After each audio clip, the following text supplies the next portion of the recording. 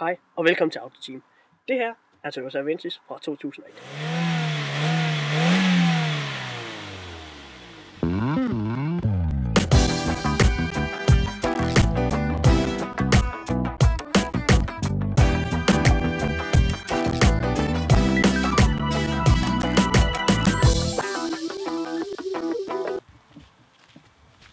Motoren her er en 1,6 16 ventilers med 110 hestekræfter og 150 Nm. Skulle der være rigeligt at gøre med. Gearne kører godt, men skal dog kigge efter koblingen kan være slidt.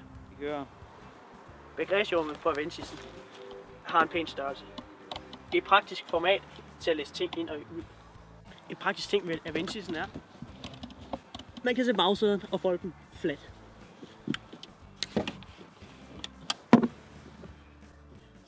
Så bliver loading areaen helt flad, og det er let at skubbe ting. Så til bagsæderne.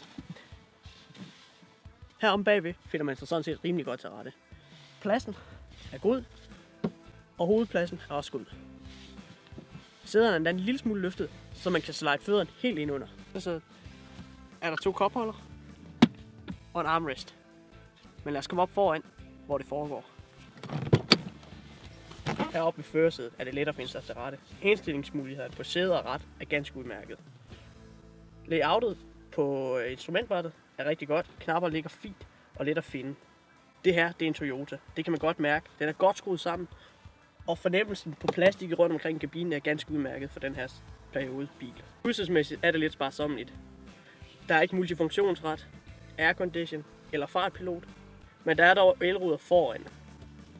Der er en kørecomputer, som kan regne ud en hel masse forskellige ting. Den her Toyota har kørt 300.000 km. Den har fået skiftet motor efter de 150.000 km. Umiddelbart stand er rigtig god. Køreegenskaberne er stadigvæk rimelige, men selvfølgelig affjedringen er blød, og styrekuglerne er sikkert lidt slidt. Men hvad kan man forvente efter en 10 år gammel bil? Sæderne er rigtig gode, men man mangler dog lidt hoftestøtte, hvis man tager et hurtigt sving. Selve komforten i bilen er selvfølgelig ikke en Mercedes, og køreegenskaberne er selvfølgelig ikke BMW.